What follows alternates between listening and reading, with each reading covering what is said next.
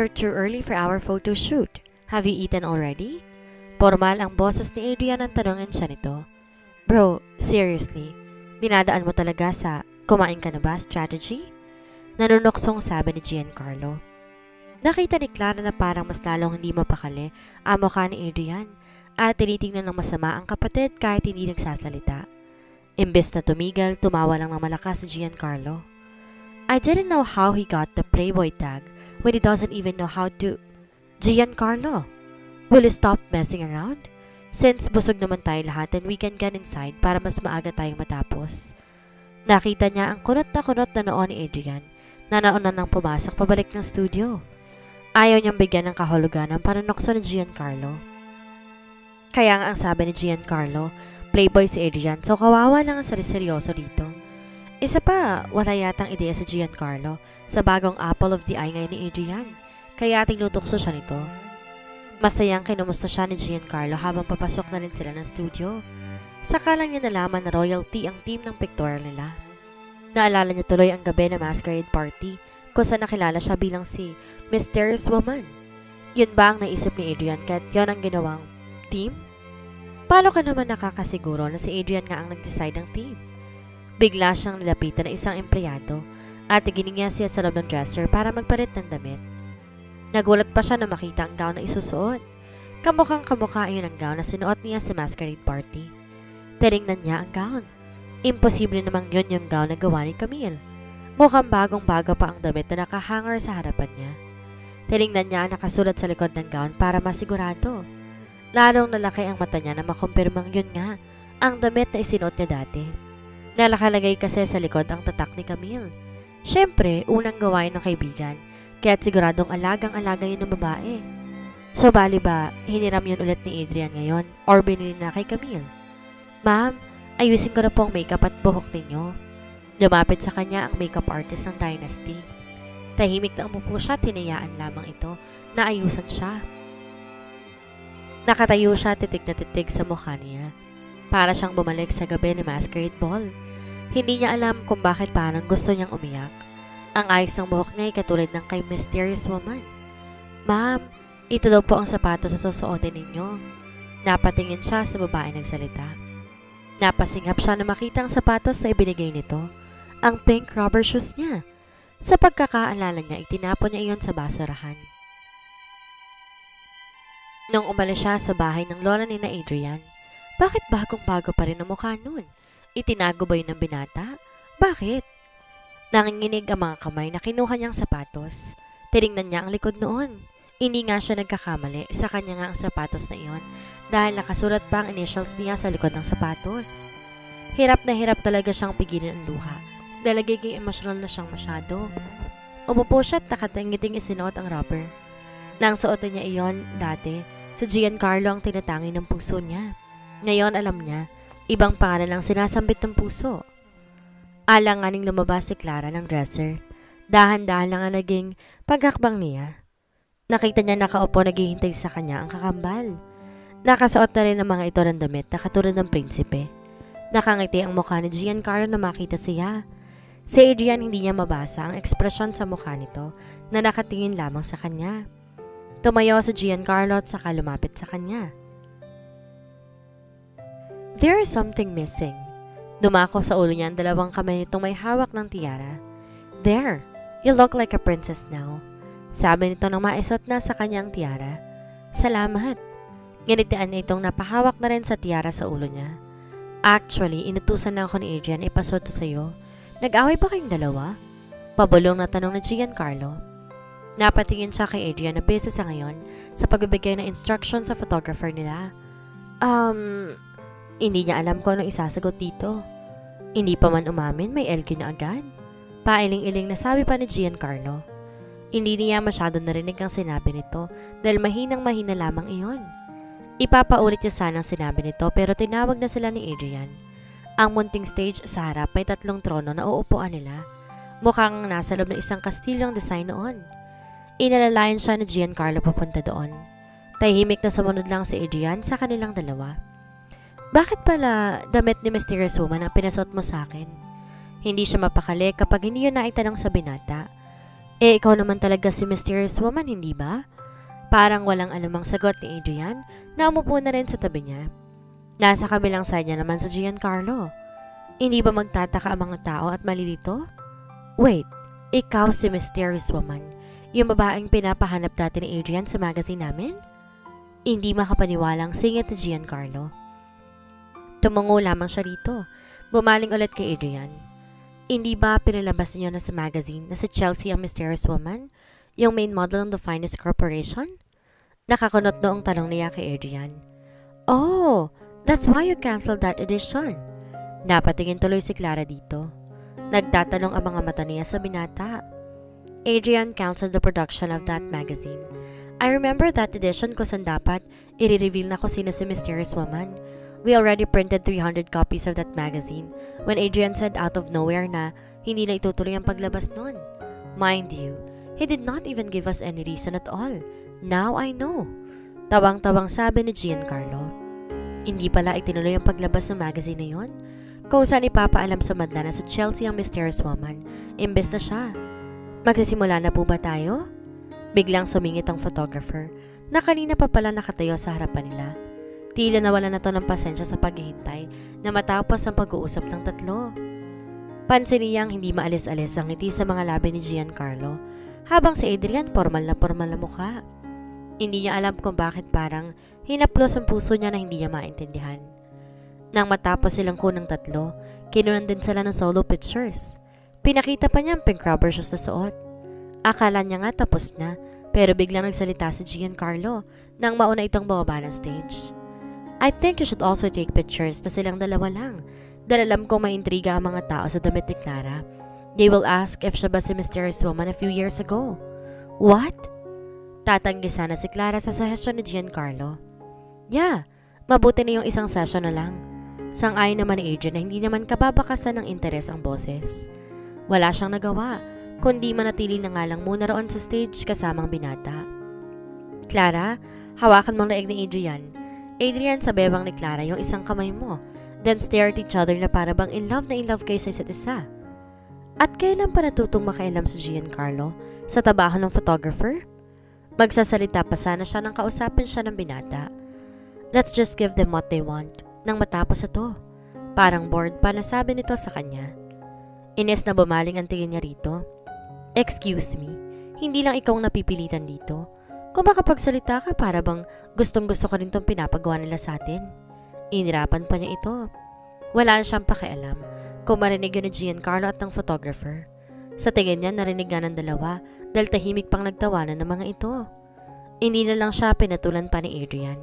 Tinignan na lang siya nito ng matiim habang nakahawak ang kamay sa bewang niya. Parang nahihipnotismong napatitig na rin siya sa mga mata ng binata. Why are you giving me that kind of stare? Parang wala sa sariling tanong ni Clara. Instruction sa Giancarlo. Maiksing sagot ng binata. Yeah. Para ka talagang timang, Clara. Namumulang inilagay niya rin ang kamay sa leeg ng binata at pinilit ang sariling labanan ng mga titig ni Adrian para sa pictorial na iyon. Kanina pa sila nakatitig sa isa't isa nang wala pa rin silang naririnig kay Giancarlo or sa photographer. Lilingon sana siya sa mga ito pero inunahan na siya ni Giancarlo. Wait lang guys, nagloko yung camera. Huwag kayong kumilos muna. Sigaw nito sa kanila. Kamusta kayo ng boyfriend mo? Maya-may tanong ni Adrian na hindi rin kumilos sa kinatatayuan nito. Muntik nang umikot ang mga mata niya sa tanong nito. Stronger than ever. Inis na sagot pa niya. Saka naman may tunog ng camera silang narinig at may mga liwanag na galing sa flash nun. Ilang pose pa rin ng binata ang ipinagawa ni Giancarlo. May kuha rin ko sa nakaluhod sa harap niya si Adrian habang pinapasot sa kanya isang pink niyang sapatos.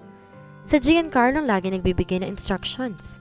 Kulang na nga lang ito na rin ang kumuha ng picture silang dalawa. Hindi na siya magtataka kung isang araw may nakasukpit na rin camera sa leeg nito. Gusto niyang humayaw sa tuwa nang sa wakas natapos na sila. Para naman kasing love team ang pilit binubuo ng mga posts na ipinapagawa sa kanila ng Giancarlo at ng photographer. Inalalayan siya ni Adrian nang pababa na siya ng stage. Walang imik na hinayaan niya lang na tulungan siya nito. Nagbihis na kaagad siya. Hindi na lang inayos ang buhok niya nang lumabas siya ng dresser. Nagulat pa siya na makita si Cassie kasama ng dalawa. Ash, sorry if hindi ko naabutan ng pictorial ninyo I was so busy Adrian invited me here to finally meet his twin brother. Nakakalito nga They look exactly the same. Agad na salubong ni Cassie sa kanya na makita siyang papalapit na. Mabuti naman at tamang-tama lang dating mo, so you can join us for lunch. Nakangiteng sabi ni Giancarlo. Sure, I won't say no to that. I'm going to... Magbibigay sana siya ng alibi para hindi makasama sa mga ito pero pinutula siya ni Adrian. It's good that Ash is free the whole day today.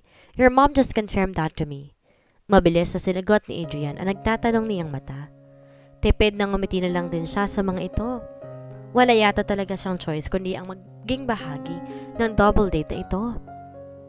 Sa kabilang banda, nakakapit sa isang braso ng binata ang mga kamay ni Cassie. Nasa likuran naman silang dalawa ni Giancarlo. Gusto niyang mainis sa kaibigan pero alam niyang wala naman tong kasalanan dahil wala itong alam tungkol sa kanila ni Adrian. Lumaki din kasing liberated ang babae kaya kapag gusto nitong isang lalaki hindi ito mahihiyang gumawa ng paraan para ipaalam yun dito. Wala naman siyang masasabing masama kay Cassie dahil mabait talaga ito kahit sa mga anak niya. I guess tayo muna magkasangga ngayon. Napalingon siya kay Giancarlo na nasa tabi niya lamang pala at nakatingin sa dalawang nasa unan nila. Ngumiti lang siya ng tipid dito. Pero ganoon na nga, bakit di mo kasamang girlfriend mo? Wala siyang update sa love life ng lalaki kaya't nanghuhuli lang ang tanong niya na yon. Girlfriend? Sino naman na may sabing meron? Natatawa na itong bumaling sa kanya. Napakibit balikat lang siya. Don't worry. Don't tell me, puro kan lang din flings. Pabirong sabi pa niya. Alam niyang alam nitong tinutukoy niya sa tanong na iyon. Napatawa ito ng malakas na napatingin ulit sa likod ni Adrian. Napalingon sa kanila ang dalawang nauna sa harapan. Nakita niya ang masamang tingin na ipinukol ni Adrian sa kakambal habang nakangiti naman si Cassie sa kanila. Oh no! I think someone is getting the wrong idea. Pabalong na sabi pa nito na nakatingin kay Adrian na tumalikod na ulit sa kanila habang patuloy sa paglalakad. Tumigil silang apat sa harap ng elevator kaya di na siya nakasagot dito. Pagbukas ng elevator nauna nang pumasok ang mga ito kaya nasa harap sila ni Giancarlo. Kahit nakatalikod damang-daman niyang tingin ni Adrian na nasa likuran niya lamang. Halos ayaw na tuloy niyang kumilos. By the way, I will be staying here for a while so can I have your number? Ibinigay ni Giancarlo ang phone nito sa kanya. Kinuha niya yon at mabilis sinave ang number niya doon. Thanks! Nakangiting sabi nito, sabay na lang tayo. Papunta sa kakainan natin because I think... Sasabay si Cassie? Sasabay na kaming lahat sa iyo, Giancarlo. What? I thought sa kotse mo si Cassie. Nilingon nito si Adrian nang itanong iyon. Mas masaya ko sabay na tayong lahat sa isang sasakyan.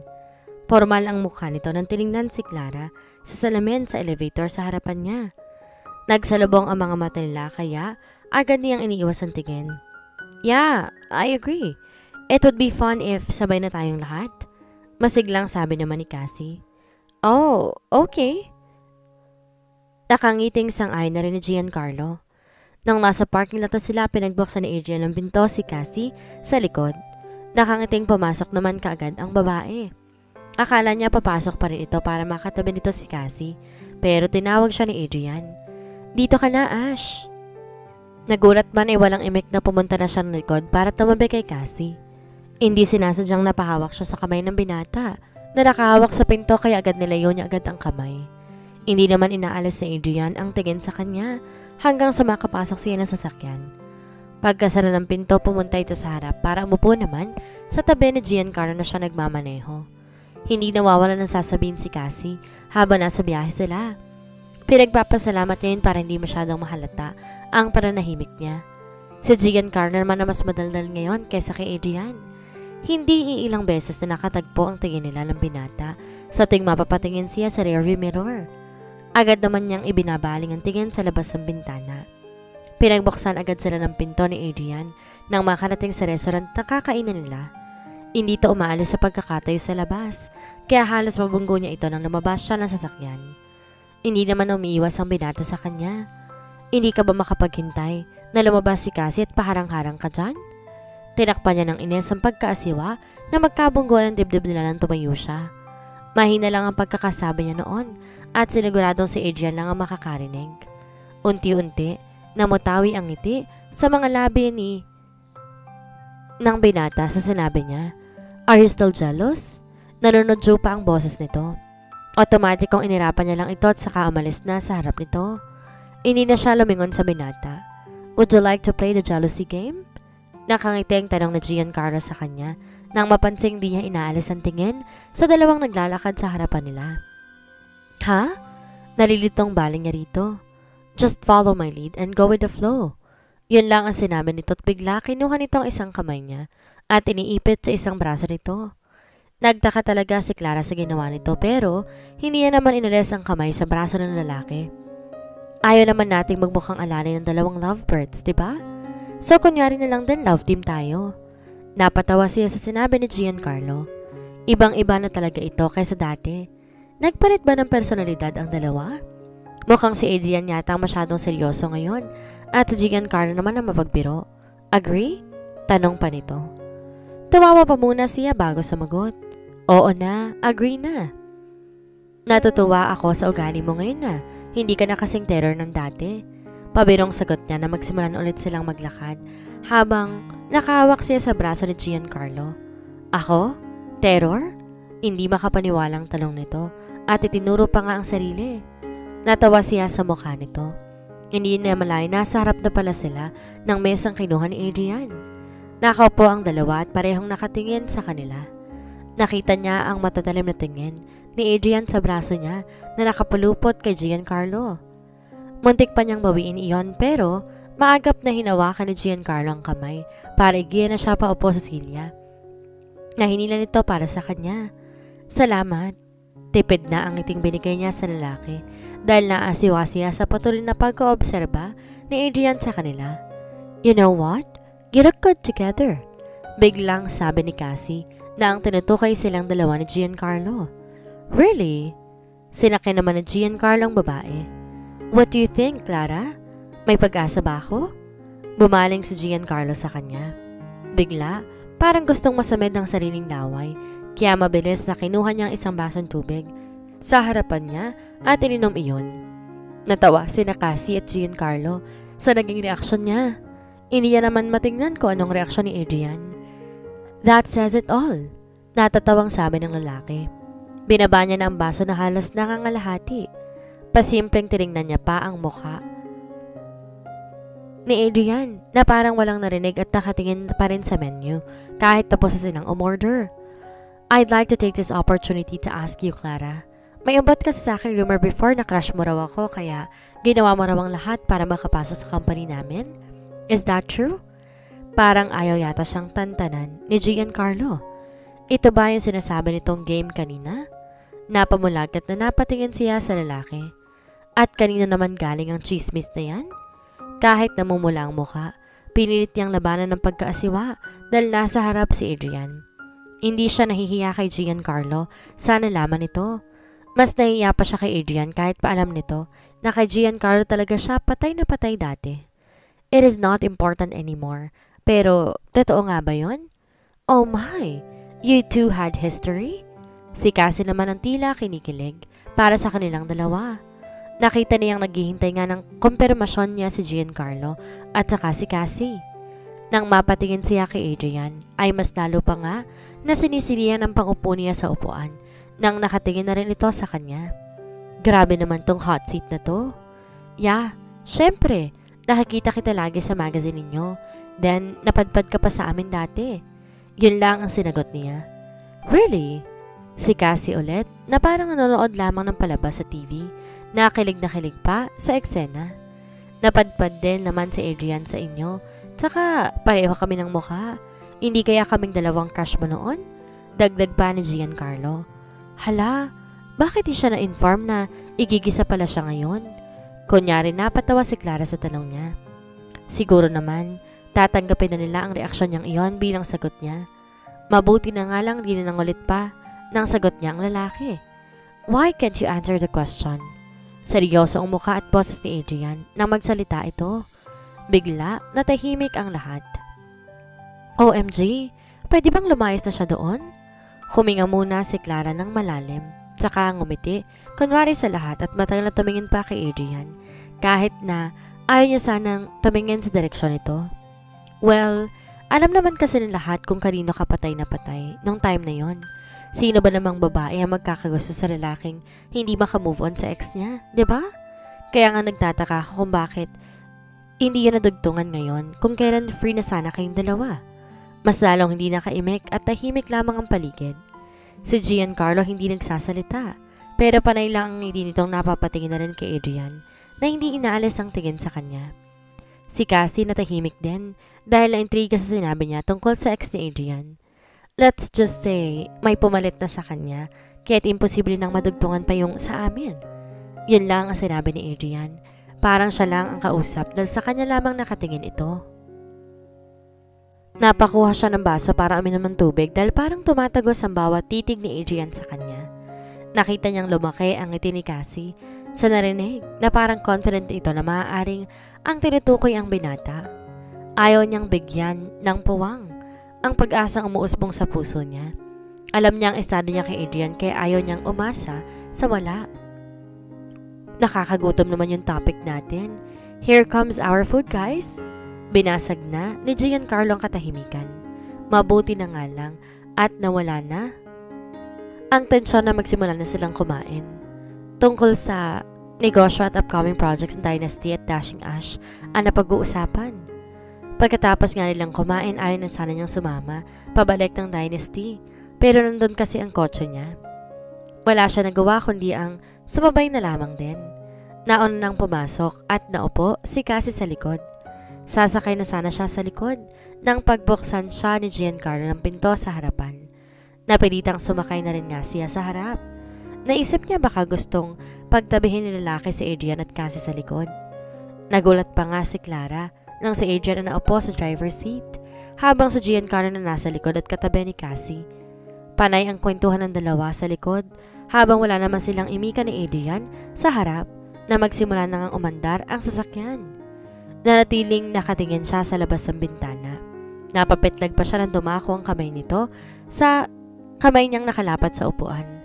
Agad na napatingin siya sa binata. Sorry, inging pa umanintot para hindi sinasadyang nahawakan ang kamay niya. Hindi nagsalita ang inilapit niya sa kandungan ang kamay at tumingin na ulit sa labas ng bintana. Ang bilis ng tibok ng puso niya. Sa kabilang banda, naging busy si Cassie magmula nang pumirma ito sa JLC Clothing, kaya hindi ito napapagawi sa building nila. Minsan na lang din itong tumawag sa gabi. Kasabay naman noon, hindi niya na nakikita si Adrian na bumibisita sa opisina nila. Kung may kailangan man ng Dynasty agency sa kanila, ay nagpapadala ito ng representative. Hindi maiwasang isipin ni Clara na maaaring magkasama lagi ang dalawa dahil sa nalaman niya kay Cassie na si Adrian ang hahawak ng project ng JLC Clothing. Nasasaktan siya tuwing maiisip na posible magkaroon na ugnayan ng dalawa, lalo pa nga't open na open naman si Cassie sa nararamdaman nito para sa binata. Paano nga kung isang araw ay sabihin nito na may relasyon na ito kay Adrian? Paano niya yung tatanggapin? Alam niya, masasaktan talaga siya kapag nalamang ibang babae nang mauugnay kay Adrian. Siguradong doble ang sakit nun kung ang babaeng iyon ay itinuturing na niyang kapatid ni Cassie.